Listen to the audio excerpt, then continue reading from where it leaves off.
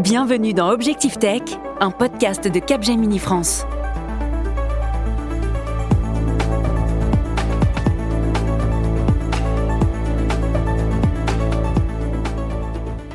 Bonjour et bienvenue en direct du studio 147 pour un nouvel épisode d'Écoutons le futur, une émission du podcast Objectif Tech produite par Capgemini qui permet de mieux comprendre l'impact des technologies et de s'orienter dans un monde qui accélère et se transforme. L'intelligence artificielle bouleverse les organisations à l'échelle mondiale. Le Future of Jobs Report 2025 publié en janvier par le Forum économique mondial révèle qu'elle transformera 22% des emplois dans les 5 années à venir et les managers ont plutôt intérêt à tirer profit de cette réorganisation du travail. C'est en tout cas ce que préconisent deux experts Capgemini Invent dans leur ouvrage. Car si l'IA peut analyser les performances, planifier les projets et même fournir des feedbacks personnalisés, quelle place reste-t-il pour l'humain dans ce modèle ? Le déploiement de l'IA va-t-elle se substituer au rôle traditionnel des managers ou bien au contraire leur donner une chance de se consacrer davantage à leurs équipes ? Avec nous en plateau aujourd'hui 4 experts pour explorer le champ des possibles et nous aider à décrypter ce qui se joue en ce moment. Bonjour à nos 3 invités. Ilham Alom, vous êtes membre du comité scientifique de France Stratégie, présidente du réseau Emploi Compétences. Marc Grosser, senior partner au sein du cabinet Topix et Aurélien Fénard, directeur de la transformation digitale et des données RH chez France Travail. Et puis bonjour aussi à notre chroniqueuse Stéphanie Bertrand. Vous êtes directrice Reinventing Workforce, autrice de plusieurs rapports sur le futur du travail chez Capgemini Invent. Bienvenue à vous 4. Écoutons le futur, une émission présentée par Valère Coréard. L'IA intervient à tous les niveaux du management en entreprise. Elle planifie, elle organise, elle commande parfois, elle coordonne, contrôle peut-être. Aurélien Fénard, vous êtes directeur de la transformation digitale et des données RH chez France Travail. Il existe plusieurs formes d'intelligence artificielle et encore plus de manières de l'utiliser dans le management. Quelles sont les applications actuelles ? Alors, les applications actuelles, pour moi, il y a vraiment 2 parties bien différentes.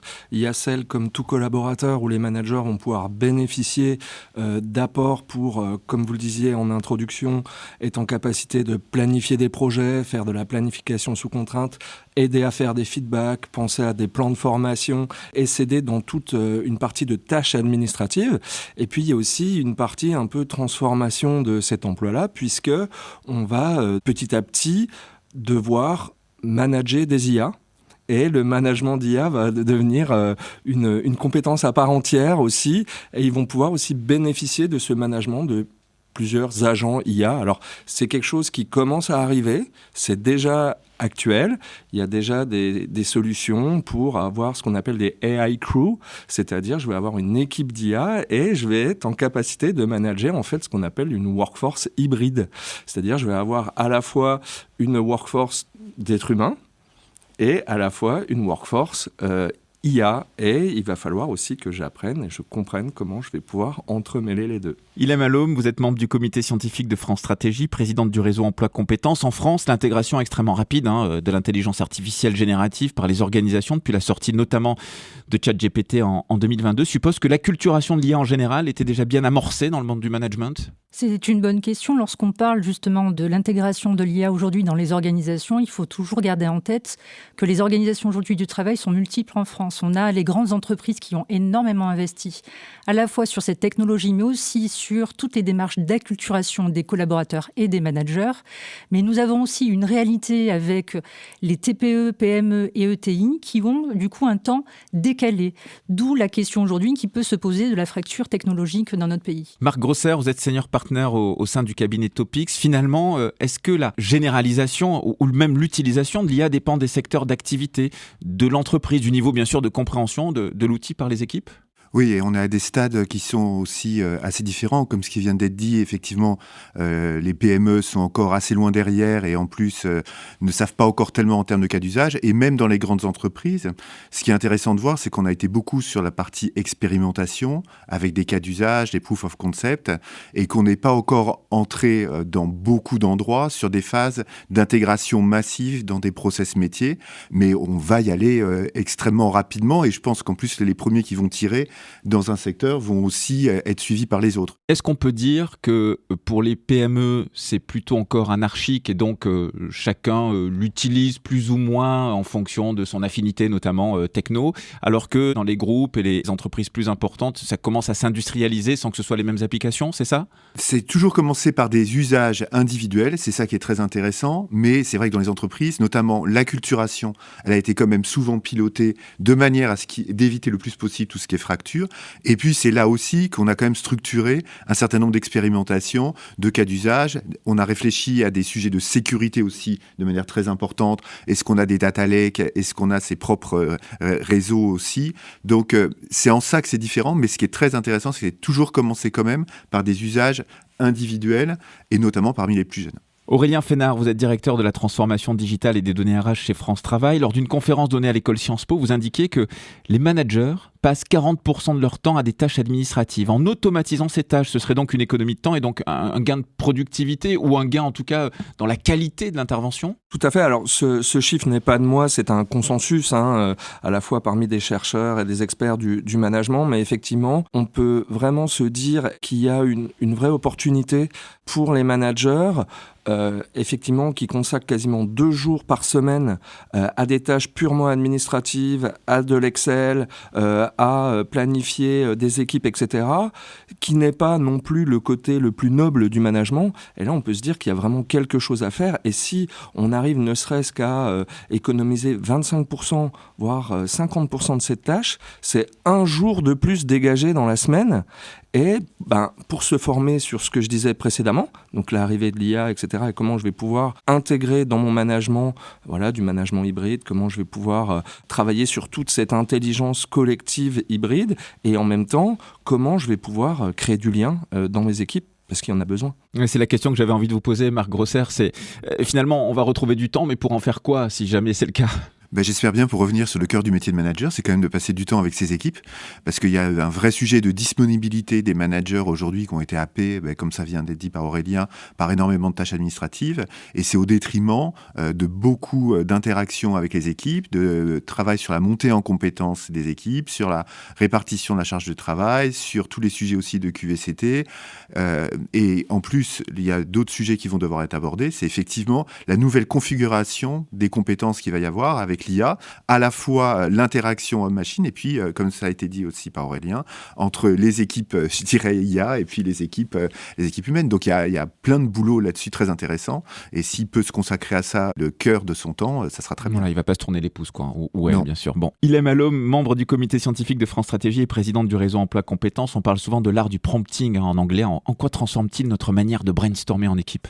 C'est un point important, effectivement, l'art du prompting ou l'art du questionnement lorsqu'on utilise ces modèles de langage permettent, lorsqu'on est dans des démarches de brainstorming, brainstormer, ça veut dire aussi lancer tout un processus de créativité et donc de pouvoir initier des innovations. Lorsqu'on le fait dans un collectif, en tout cas, et moi c'est ce que j'invite à faire lorsqu'on est en tant que manager, c'est intéressant, on est tous habitués à faire des ateliers de facilitation. Faites l'exercice avec une de vos équipes. Prenez un sujet, brainstormez, on a l'habitude d'avoir des techniques avec des post-it. Faites l'essai de brainstormer avec votre équipe, posez vos post-it et brainstormer avec l'IA. Vous verrez que sur un certain nombre de situations, ce que vous avez repéré avec votre équipe sont des situations qui n'ont pas été repérées par l'IA.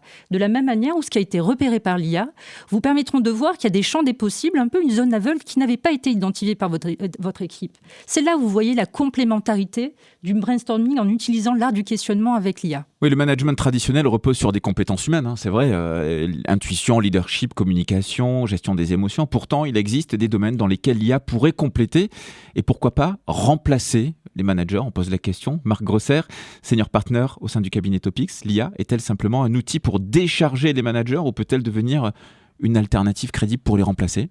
Alors moi, je ne crois pas du tout au remplacement du manager. Je pense qu'il a vraiment un rôle clé et sur des sujets sur lesquels, de toute façon, je vois mal une IA faire à la place, ou en tout cas pas aussi bien. Il y a quand même 3 rôles clés du manager sur lesquels c'est extrêmement important qu'il le soit. Toute la partie inspiration, remise en perspective du travail de l'équipe, c'est quand même quelque chose qui expliquer à quoi ça sert et l'utilité, c'est quand même quelque chose de très important. Toute la partie quand même d'arbitrage, d'explication, pourquoi on prend telle décision, c'est un point qui est extrêmement important. Et puis toute toute la montée en compétences, l'accompagnement aussi des collaborateurs, c'est quand même quelque chose sur lequel ça n'exclut pas qu'on puisse le faire par d'autres moyens, mais il y a vraiment besoin là-dessus qu'il y ait cette tour de contrôle, cette personne qui connaît bien et le travail et les personnes. Et donc, moi, je ne crois pas du tout au fait qu'il soit remplacé. Par contre, que ça soit fait de manière différente, ça, c'est évident. C'est ce que vous disiez, Aurélien Fénard, c'est important pour un manager de garder le lien avec ses équipes. Alors peut-être que l'IA va l'aider, mais pas le remplacer. Comme je le disais précédemment, l'IA va permettre de gagner du temps sur des tâches administratives, donc dégager du temps qu'il faudra veiller à bien réinvestir justement dans la facilitation de l'équipe, l'animation, le partage d'expériences, etc. Par contre, l'IA peut venir aussi détériorer les liens dans les équipes et les liens managériales, dans le sens où avant j'avais quelque chose à demander. Ça pouvait être peut-être un petit moment un peu gênant, mais je demandais à mon manager ou le manager a demandé à ses experts quelque chose. Ça, maintenant, on va assez facilement se tourner vers une IA. Et voilà, il y a un peu des moments off ou des moments un peu classiques dans la vie de l'équipe qui vont peut-être disparaître. Et donc, les liens peuvent aussi être un peu s'étioler face à l'arrivée d'IA qui peut aussi nous faire avoir un travail un peu plus personnel, un peu plus en chambre et peut-être faire moins appel aux collègues. Et du coup, pour moi, le manager, il aura aussi ce devoir de faire attention et même peut-être de changer la nature des liens en disant je vais être pareil. Je pense que le manager, sachant qu'il ne tenait son équipe que par son expertise, sa compétence, c'est des choses qui vont petit à petit disparaître au profit je vais dire d'un management plus éclairé, plus bienveillant, plus collaboratif, plus dans l'échange de bonnes pratiques, dans l'échange d'expériences. L'IA ne pourra pas aider un agent ou un salarié en disant « cette période-là est difficile à passer, etc. » Là, le manager aura tout son rôle de soutien, de support, d'encouragement. Et je pense que c'est vraiment l'avenir du management et c'est très bien comme ça. Vous étiez tout à fait d'accord, Marc Grosser, je vous voyais dire oui avec la tête. Oui, moi je suis tout à fait d'accord et je ne crois pas du tout justement à ce remplacement. Par contre, pour rebondir sur ce qui vient d'être dit, moi je pense qu'il y a des managers sur lesquels ça ne va pas le faire.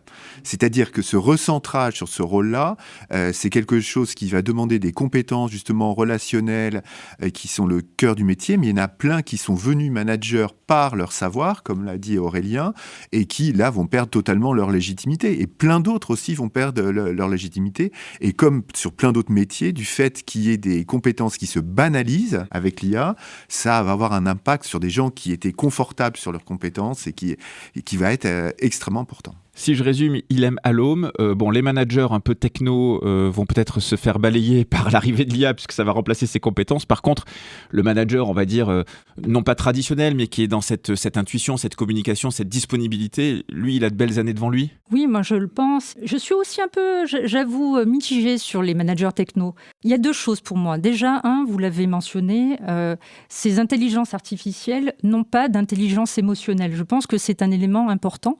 On voit se développer des modèles autour du coaching.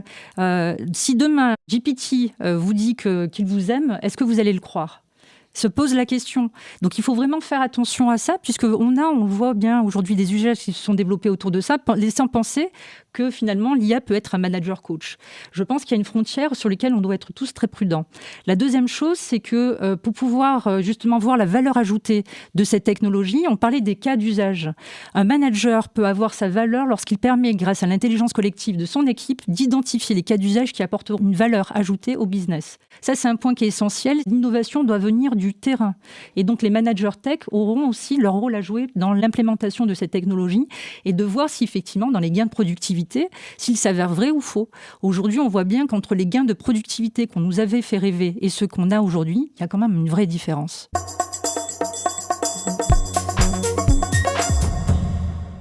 Bonjour Stéphanie Bertrand, vous êtes directrice Reinventing Workforce, autrice de plusieurs rapports sur le futur du travail chez Capgemini Invent. Alors, quels sont les domaines où l'IA complète ou voire peut-être remplace les managers ? Alors, il y a beaucoup de domaines dans lesquels l'IA va compléter le rôle du manager. Ça, c'est un ouvrage qu'on vient de sortir avec Capgemini Invent, avec le HBR, qui s'intitule Generative AI for Manager, qui a été édité par nos collègues Elisa Fari et Gabriele Rossani. Il y a 2 modes de collaboration maintenant pour les managers. Le premier qu'on a observé, c'est un mode copilote. Dans le mode copilote, le manager va gagner du temps parce qu'il va demander à l'IA d'exécuter des tâches pour lui. Rédiger un email, faire une synthèse d'un rapport. Il demande, il exige et l'IA exécute. Dans le second mode, qui est plus intéressant, il va être en mode copenseur. J'ose pas dire coach, mais plutôt copenseur. Alors ça peut faire un peu peur, mais dans ce deuxième mode de fonctionnement, il interagit avec l'IA. Et là, il y a une relation de collaboration où il va aussi devoir apprendre à requêter, échanger avec l'IA, la rendre aussi plus intelligente, et l'IA va devenir un complément à ses prises de décision managériales.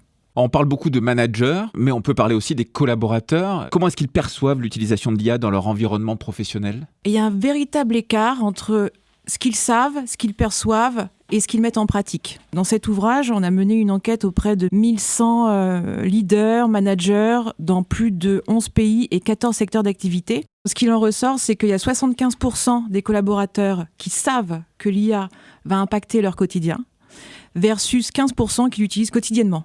Donc cet écart-là, c'est là-dessus que nous, on travaille parce qu'on voudrait vraiment accompagner les collaborateurs à sortir de la naïveté de l'écran et d'arrêter d'avoir peur et de démystifier ce qu'est l'intelligence artificielle et de comprendre ce que apporte l'intelligence artificielle versus l'intelligence humaine. Donc dans un premier cas, c'est vraiment un combo parfait.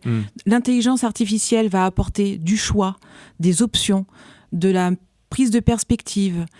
Dans le cas de l'intelligence humaine, on va apporter ce qui est formidable, du contexte, de la nuance, du défi et surtout de la validation. Et c'est un combo parfait.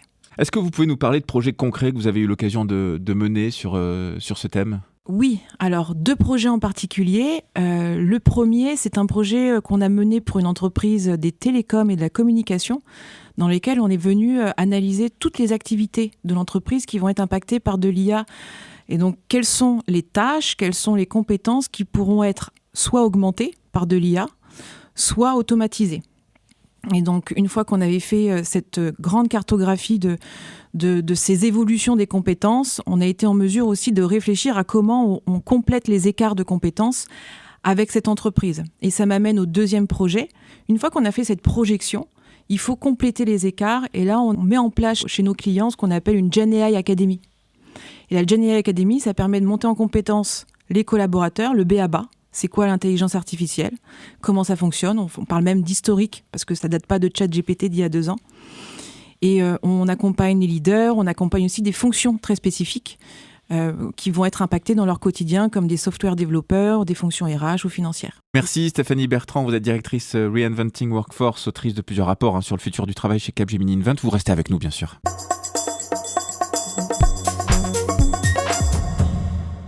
Bien utilisés, ces systèmes peuvent donc nous rendre plus efficaces, plus productifs. Au regard de l'histoire, les grandes découvertes et plus particulièrement les innovations technologiques ont toujours été source aussi de crainte. Aurélien Fénard, vous êtes directeur de la transformation digitale et des données RH chez France Travail.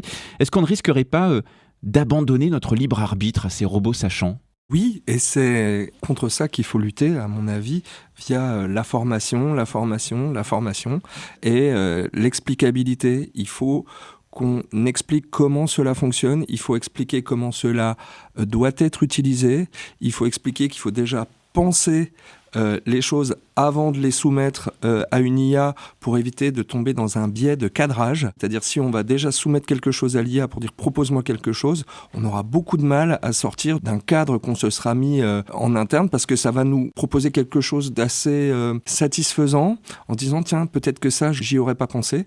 Et du coup, on va avoir du mal de sortir et prendre tout le contexte, comme vous le disiez à l'instant, quelque chose qui va nous permettre d'avoir toutes les qualités humaines pour construire un raisonnement. Et par contre, ce qui est intéressant, c'est qu'on puisse venir confronter notre raisonnement humain, comme le disait Ilham tout à l'heure, avec des apports de l'IA pour avoir peut-être des choses qu'on n'aurait pas explorées et augmenter. Je résumerai par dire, il faut que l'IA nous augmente, et c'est pas à nous d'augmenter l'IA ou de se faire, entre guillemets, mettre des œillères par l'IA. Ça, c'est très important. Ilham Alom, justement, vous êtes membre du comité scientifique de France Stratégie, présidente du réseau Emploi Compétences. Vous dites que l'humain ne fait jamais ce qu'on attend de lui, c'est-à-dire ? Oui, c'est une maxime que j'utilise souvent lorsque j'ai à mener des projets de change et que je partage avec mes équipes. Vous avez eu d'ailleurs dans cette arrivée de cette technologie des entreprises qui ont informé les collaborateurs de ne pas utiliser l'IA par peur de voir des fuites de données. Eh bien, certains de ces collaborateurs ont quand même eu la curiosité d'aller utiliser cette technologie sans en parler à l'entreprise, parce qu'ils avaient besoin de découvrir ça et de se forger un propre avis. Et donc, même si, effectivement, on imagine à un moment donné de poser des règles sur l'utilisation de ces technologies, sachez qu'au sein de nos organisations, eh bien, vous l'avez mentionné tout à l'heure, on a des collaborateurs qui ont peur de cette technologie. Et effectivement, l'acculturation, la formation, l'information, de donner des terrains d'expérimentation permettent de se forger un propre avis, mais dans un cadre sécurisé. C'est ça que vont chercher les organisations. C'est important de se le dire, on le sait, on le voit aujourd'hui dans les études. En France, la France, les Français sont aujourd'hui les citoyens qui ont le plus peur de cette technologie en Europe. Donc on a un devoir de responsabilité d'expliquer concrètement à la fois les bénéfices, mais aussi les risques, parce qu'il y a des risques, et en même temps de pouvoir créer les terrains d'expérimentation qui permettent à chacun d'entre eux de pouvoir se l'approprier, d'en avoir moins peur et d'en faire même peut-être demain un atout. Les pouvoirs publics ont souvent un rôle pédagogique sur les méga-tendances quand même dans les sociétés. Vous pensez qu'il y a un problème de pédagogie, notamment à l'échelle publique ? En tout cas, il y a un travail sur lequel on doit tous, que ce soit les écosystèmes publics et les écosystèmes privés, de pouvoir travailler main dans la main. Et c'est pourquoi je suis aujourd'hui chez France Stratégie. C'est de pouvoir justement à la fois regarder le champ des possibles qui peut être intéressant à la fois pour les administrations publiques, mais aussi qui peut apporter de la valeur ajoutée à notre industrie, à tous les secteurs d'activité, parce que clairement, avec la mondialisation, il y a ceux qui vont saisir l'opportunité. Il y a aussi ceux qui pourraient risquer de perdre des parts de marché. Et là, ça sera difficile de revenir en arrière. Selon le dernier baromètre du climat éthique, près de 9 salariés sur 10, 86% considèrent qu'utiliser régulièrement des outils d'intelligence artificielle dans la sphère pro comporte des risques. Mac Grosser, senior partner au sein du cabinet Topix.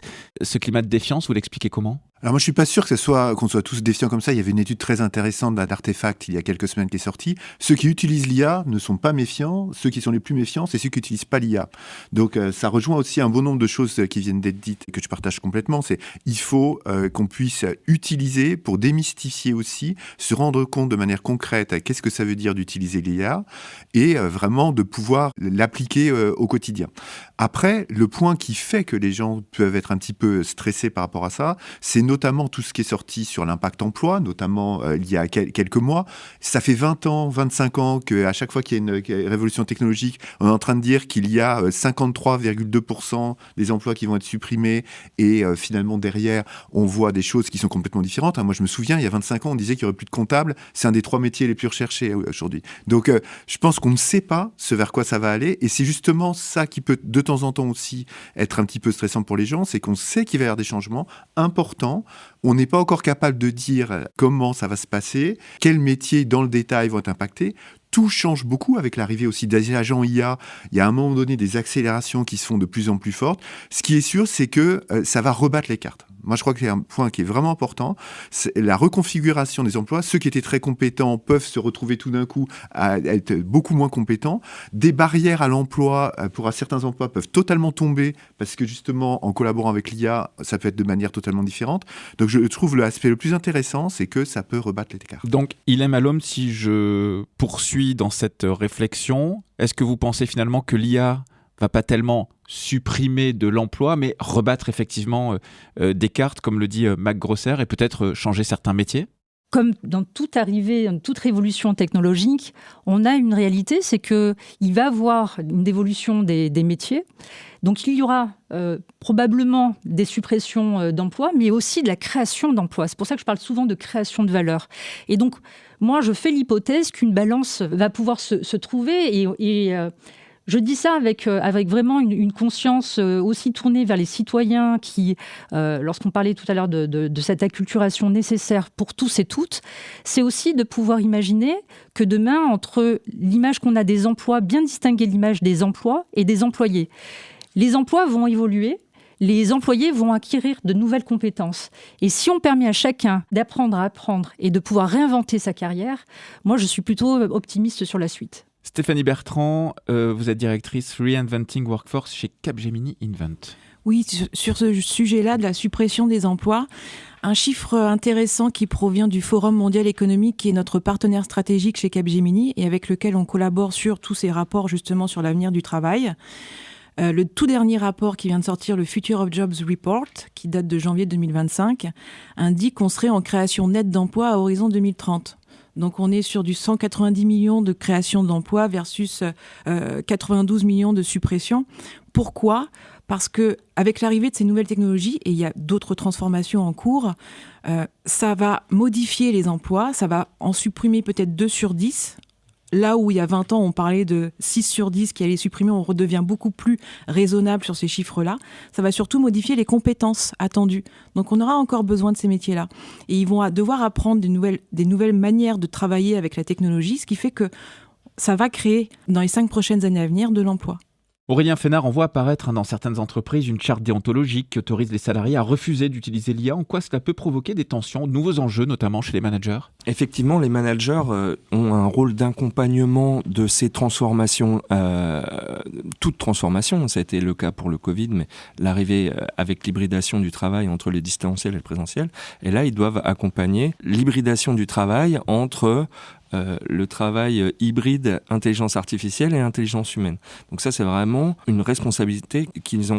Et là-dessus, ils peuvent être aidés effectivement avec alors on appelle ça charte de déontologie, charte d'éthique aussi, IA. Pour moi, c'est une sécurité. C'est quelque chose comme quand on saute à l'élastique. Il y a beaucoup de salariés qui ont peur de faire le grand saut dans l'IA. Et comme le disait tout à l'heure Marc, une fois qu'on a sauté dedans, une fois qu'on a fait le grand saut, on est plutôt en confiance et il y a même des salariés qui s'éclatent à utiliser l'IA et qui découvrent quelque chose d'assez incroyable. Ils ont l'impression d'avoir des super pouvoirs, de faire beaucoup plus de choses et ils adorent ça. Donc le sujet, c'est pas tant qu'ils aient le droit ou pas d'utiliser l'IA, mais c'est de leur apporter cette sécurité en disant ce n'est pas quelque chose d'obligatoire, c'est votre libre arbitre. Et pour moi, l'enjeu, c'est vraiment l'accompagnement pour qu'ils puissent y aller en confiance. Il est Malhomme. Oui, je voulais compléter, je partage totalement ce qui vient d'être dit. Je voulais aussi compléter parce qu'il y a une réalité, c'est que cette technologie change aussi le rapport qu'on a au travail. Et pour certains collaborateurs, ça peut changer aussi et ça peut créer quelques questionnements sur la manière dont on va apprécier son propre travail. On n'en parle jamais de ce rapport qu'on a au travail, sur la valeur qu'on apporte aussi à une organisation. Va se poser la question justement de comment valoriser la performance et la compétence des collaborateurs au regard de cet apport technologique. Marc Grosser, une question sur les décisions, disons, collectives. Est-ce qu'on pourrait imaginer que demain, l'IA puisse les prendre à la place d'un collectif d'humains et avec autant d'éthique que ce qu'on peut en attendre du collectif humain?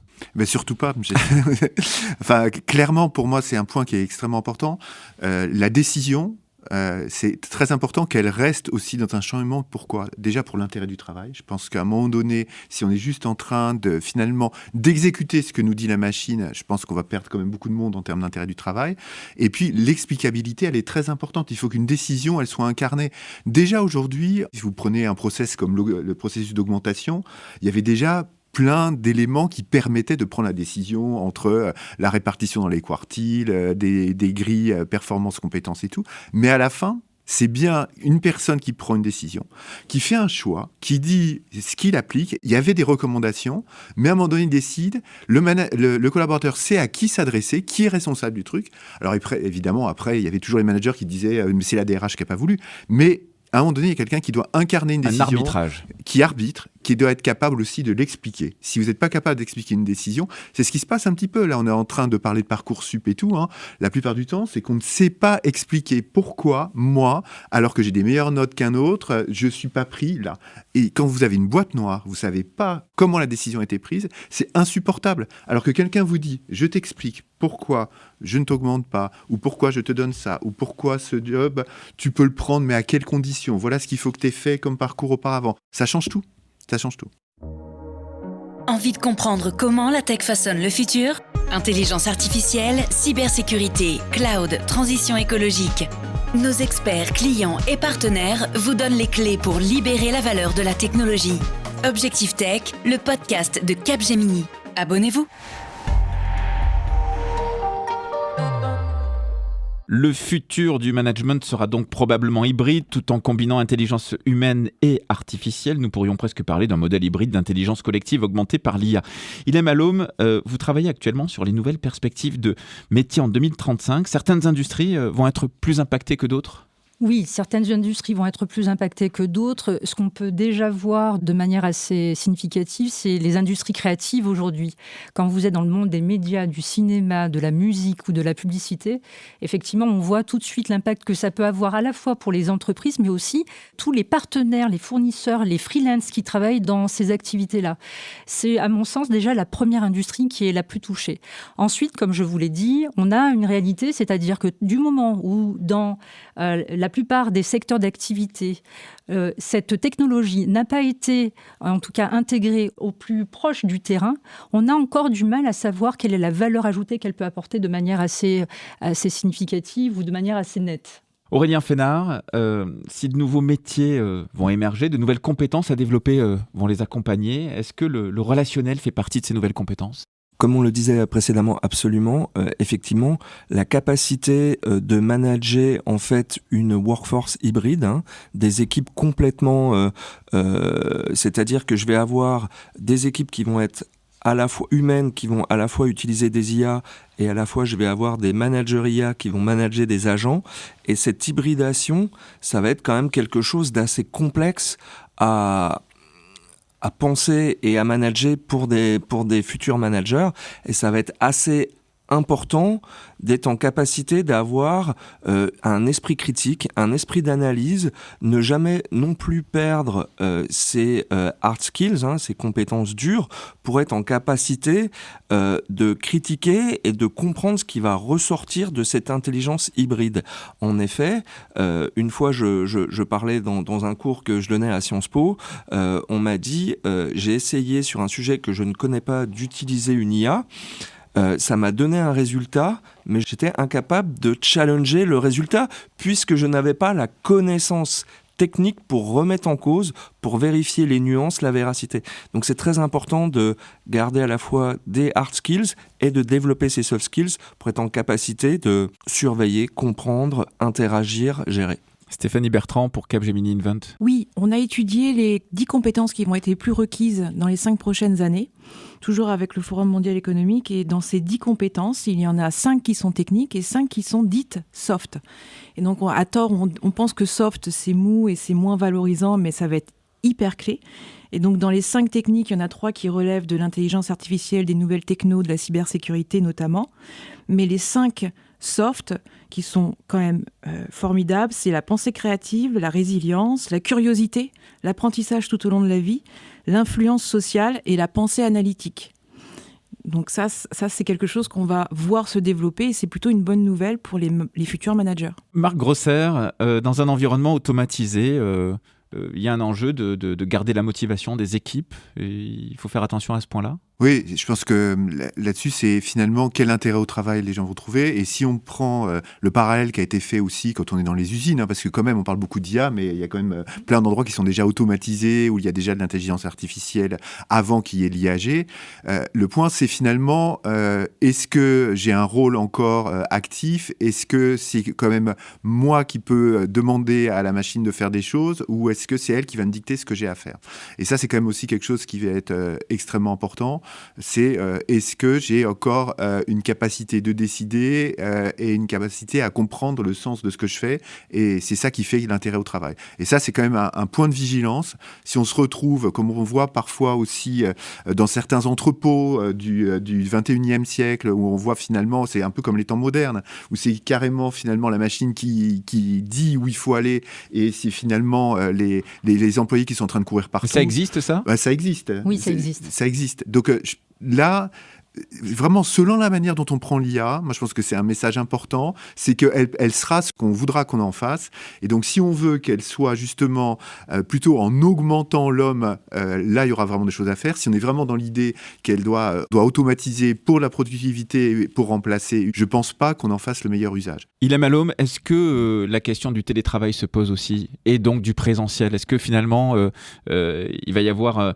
est-ce que le présentiel va devenir une forme de garantie pour acquérir les compétences, pour mieux gérer, pour avoir un interlocuteur, quelqu'un qui arbitre, et quand on est en distanciel, il y a aussi ce risque que l'IA prenne plus de place? C'est vrai, c'est une question que l'on se pose régulièrement dans les organisations parce qu'il y a un sujet qui est crucial, c'est le sujet de la relation humaine.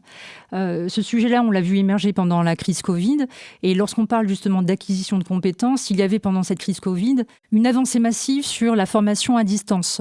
Ce qu'on peut noter là aujourd'hui, c'est qu'il y a un retour au présentiel. Et justement, lorsqu'on est dans des démarches d'acculturation autour de l'IA générative, on se rend compte que les démarches qui marchent le mieux sont les démarches et toutes les actions qui sont entreprises en présentiel. Vous avez des prompt bars, vous avez des challenges qui sont organisés aujourd'hui. Prompt bar, oui, c'est-à-dire un prompt bar, c'est que vous organisez un temps informel dans une cafétéria avec des ambassadeurs IA générative qui vous aident à pouvoir prompter. Et donc, vous prenez des cas d'usage très, très simples de votre quotidien. Imaginez un séjour, par exemple, à l'île Maurice, où vous allez programmer, trouver le prompt qui va vous aider à préparer votre voyage. C'est des choses qui sont très simples, mais qui vous aident justement à prendre la main avec cette technologie. Et lorsque vous voyez que sur des cas d'usage simples, eh bien, finalement, ça a du sens, vous pouvez l'adopter facilement dans des cas professionnels. Oui, donc finalement, quelque part, c'est comment être acteur. Encore une question pour vous rapidement, Ilham Alom. Est-ce que ça peut aussi aider ces outils d'IA à mieux gérer l'articulation vie pro, vie perso? On sait que c'est pas toujours évident, hein. C'est une bonne question. De toute façon, c'est un sujet qu'on a aujourd'hui à l'entreprise, d'ailleurs avec la question du télétravail, sur comment trouver cet équilibre entre la vie pro et la vie perso. Ce qui est sûr, c'est que du moment où on arrive à poser le sujet de la productivité et de la manière dont les collaborateurs vont trouver un bénéfice à l'utilisation de cette technologie, c'est-à-dire peut-être réguler un peu plus la charge de travail pour leur permettre de pouvoir être employables aussi tout au long de leur carrière, sachant qu'on a la question du vieillissement de la population et donc des carrières qui sont de plus en plus longues. Je pense que ça peut être un outil qui va nous aider aussi à retrouver une qualité de vie au travail. Marc Grosser, est-ce que continuer finalement en tant que citoyen et aussi en tant que collaborateur, donc dans sa vie perso et sa vie pro, son esprit critique, sa culture G, sa philosophie, est-ce que tout ça, ça permet aussi de garder son autonomie, la saine distance avec cette technologie? C'est important? Oui, c'est très important parce que c'est finalement, et ça a été dit tout à l'heure, même sur des sujets qu'on ne connaît pas, si on les prend comme tels sans pouvoir les challenger, on peut faire de grosses erreurs. Donc c'est vraiment important de continuer à penser par soi-même. Et moi, c'est quelque chose aussi qui me paraît important en termes de point de vigilance. Sur quoi on va former dans l'entreprise, sur quoi on va former à l'école. Et je pense qu'il doit y avoir un vrai débat là-dessus. C'est quoi les compétences clés ? Et de toute façon, Stéphanie, vous en aviez parlé. Sur quoi on doit former tout au long de la vie ? Et je pense qu'on n'insiste pas assez sur le fait qu'il y a aussi des possibilités de se former qui ont été accélérées via l'IA. Et que donc, certes, il va y avoir des compétences qui vont être mises en cause, mais la capacité de les acquérir va aussi être renforcée. La formation est transformée. Il y a vraiment les moyens d'accélérer la montée en compétences. Ilham Alom ? Oui, que ce soit dans la formation initiale ou la formation continue, encourager les collaborateurs, et je dirais même plus au-delà des citoyens, à apprendre, peut être du coup déterminant justement pour bien vivre cette transformation. Aurélien Fénard, dernière question, l'aspect générationnel, c'est important là-dedans ? Oui, c'est très important, même si je trouve que sur cette technologie-là, les seniors sont quand même très impliqués. Et beaucoup plus que j'aurais pu le penser. Chez France Travail, on a sorti une étude sur l'utilisation de l'IA par les demandeurs d'emploi, en partenariat avec Diversity Days, Connexio et Google I.O. Et j'ai trouvé ça passionnant parce que mes collègues ont pu définir que chez les moins de 25 ans, 83% des jeunes utilisent l'IA dans leur recherche d'emploi, mais chez les seniors, plus de 55 ans, c'est 69%. Et en fait, les jeunes, je m'y attendais, c'est une génération qui sont nés avec des smartphones, c'est plutôt que 70% des seniors l'utilisent déjà et ils sont pas dans un cadre d'un employeur qui les encourage, qui les forme, etc. Ils ont défini par eux-mêmes qu'ils en avaient besoin et que ça pouvait les aider dans leur recherche d'emploi. Ilham ? Oui, juste pour compléter rapidement, effectivement, je suis complètement alignée sur la notion aussi du rapport qu'on en a par rapport à sa génération. Il y a aussi une zone aveugle qu'on ne voit pas, c'est le sujet du milieu social. En fait, là où on voit une inégalité, c'est en fonction du milieu social auquel on appartient. Et c'est là où on doit tous avoir un point de vigilance pour ne pas revivre encore, parce que c'est une réalité, des cycles d'électronisme que l'on voit monter aujourd'hui en France et dans un certain nombre de secteurs d'activité. Aurélien Fénard ? Oui, effectivement, là où il faut que dans le débat public, on soit très vigilant à pouvoir communiquer, c'est extrêmement important. Les écarts ne se creusent pas, c'est-à-dire que les gens les plus compétents vont trouver le meilleur usage et vont pouvoir vraiment s'augmenter et augmenter leur production de manière intelligente, critique, pour avoir le meilleur. Ceux qui ne sont pas bien formés, qui sont le plus éloignés, peuvent rentrer dans une mauvaise utilisation de l'IA et donc creuser encore les écarts. Donc ça, il faut être très vigilant pour embarquer tout le monde dans le train. Marc Grosser ? Ce sur quoi je voudrais alerter, c'est qu'en fait, on parle toujours un petit peu des mêmes entreprises. C'est pareil pour le télétravail. En fait, il y a quand même un tiers des entreprises, il y a le télétravail et les autres, il n'y en a pas. Et là, c'est pareil pour l'IA. On parle beaucoup pour les grandes entreprises, mais il y a quand même une énorme partie de PME qui ne l'utilisent pas. Donc, je pense qu'il faut vraiment être vigilant par rapport à cette fracture-là. Et peut-être un point sur lequel on n'insiste pas assez, qui pour moi est un des éléments qui change énormément l'IA par rapport à beaucoup ce qu'on a vu de logiciels auparavant, c'est la possibilité, finalement, tout ce que fait l'IA sur des données non structurées.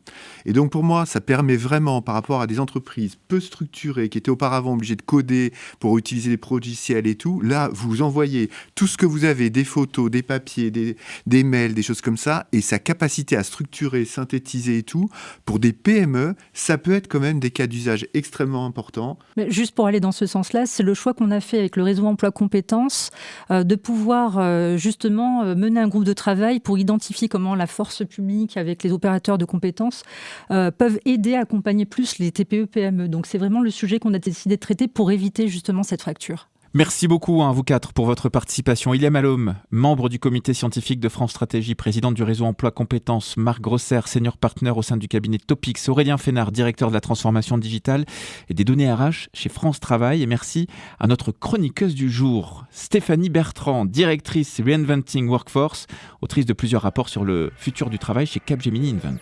C'est la fin de cette discussion passionnante, c'est le moins qu'on puisse dire pour aujourd'hui encore une fois. Si vous appréciez l'émission, pensez à vous abonner, laisser les étoiles sur vos plateformes de streaming préférées et à partager cet épisode avec votre entourage perso ou pro. On n'a probablement pas répondu à toutes les questions que vous vous posez, vous les internautes, mais on a pu pendant 1 heure débattre, définir ou encore rêver autour du futur.